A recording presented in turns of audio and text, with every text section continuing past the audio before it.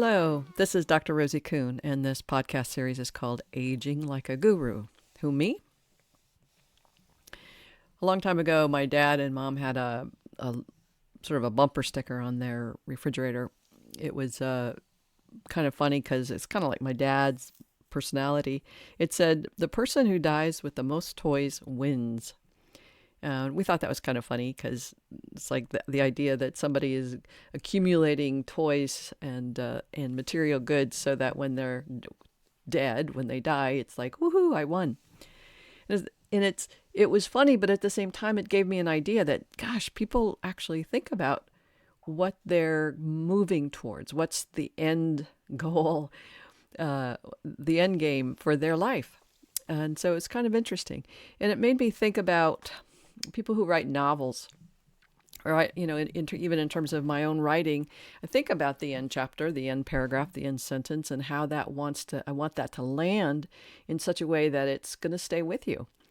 And I think that even though we don't talk about death very often, we don't talk about the process of engaging in life, even in any deep conversation, then we don't have a sense of or direction, generally speaking, of how we are attending to that last final moment when we can say or feel fulfilled, like I did a good job. I'm here at the end game, at the final moments, and I've done a good job.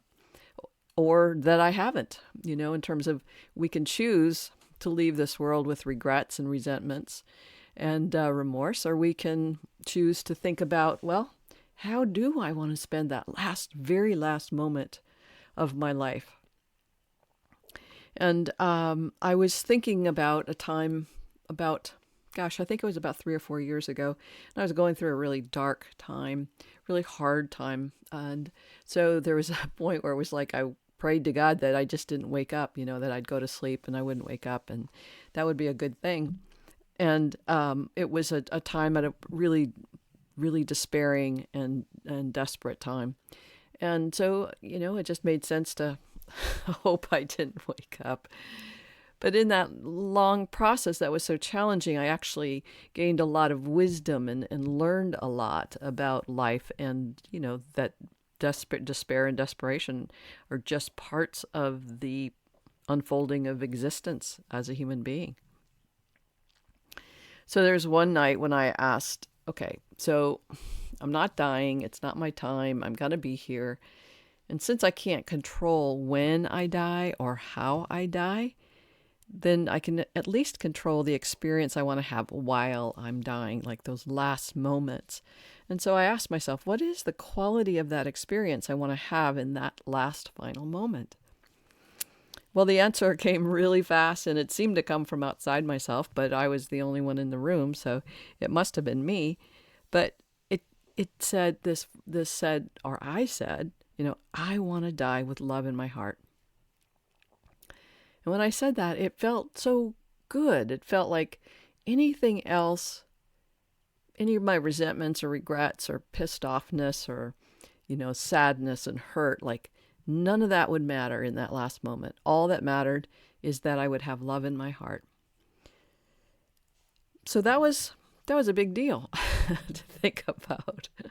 And I began to feel the love for people who don't necessarily love me and be able to accept that that's who they were, and they didn't have the capacity, or what they did have, they just didn't love me, or they didn't want to know me, and I could love them.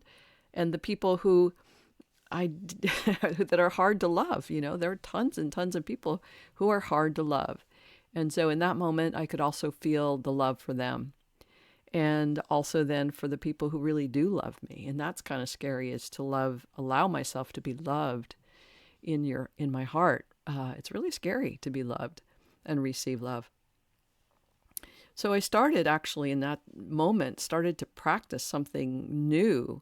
And in a sense, practicing writing that end game, writing the book or writing the life around that. In a sense, what do I have to do today? How do I have to be today to get to that end game, to get to that end moment, that end sentence of I am in love in my heart in that moment.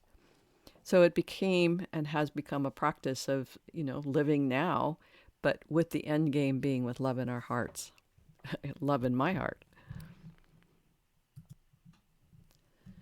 I'm curious about the number of people in the world. I don't know if there's a statistic here yet. I don't know. I haven't researched it yet. But I wonder how many people would want to know when they're going to die and how they're going to die. And I would like to know how many people don't want to know and want to live in the uncertainty or the surprise factor of life. And how do you go forward from this moment on, whether you're in your 30s or 40s or 50s or 60s or later? How do you go forward knowing the end moment when it's going to end? It's 7:00 on Friday, the 14th of something or other. What would that be like? And how would that person want to live their life and end their life, in a sense, coming to that completion, that moment when it's over? It's kind of an interesting question. And also then on the other side of that is, what is it that has people want to be surprised? I don't want to know the end date or the how I'm going to die. I don't want to know that. And that's kind of an interesting thing too. It's in a sense okay, so you don't want to know. So how do you live in the uncertainty of that? Do you live in fear and terror, and do you stay safe and restricted and structured? Or do you live in an expansive, adventurous life? What difference does it make if you choose to know when you're going to die or not know when you're going to die? I just find that fascinating. And in terms of, I find this all very funny. So that's why I laugh at silly times. It's so in this moment then, when we're thinking about that last breath, that last thought, that last sensation of life in this body, how do you intend, how do you consider that last moment for yourself? And again, I think that's a really fascinating conversation that I'm having with you in terms of what you might consider that to be for yourself. And if you do have a sense of what that is, then what today or tomorrow do you want to be with, so that end moment is exquisite? That's the word I'm looking for. It's an exquisite moment of fulfillment. And certainly part of my doing these podcasts is I want that sense of fulfillment for myself, but I certainly want it for you. And I want you to have a sense of, wow, that is the fulfillment. Having all the toys possible and winning because I've got more toys than anybody else. That's fulfillment for somebody. Having the most money or having no money. I've said before to my children, when I leave, I'm going to have a toothbrush, basically. And I won't even need that at that point. But what is it that's important in you that you want to bring to fulfillment at the end of your novel, at the end of your written work, written as in the experiences that you bring to this world of your presence and your reality. So I think that's pretty much it for today. I'll look forward to talking to you again soon. And if you have any comments or if you have any questions, feel free to connect with me. And if you have any thoughts, just let me know, and I'd be happy to talk to you more about that. All right. Thanks again, and I'll talk to you soon. Bye for now.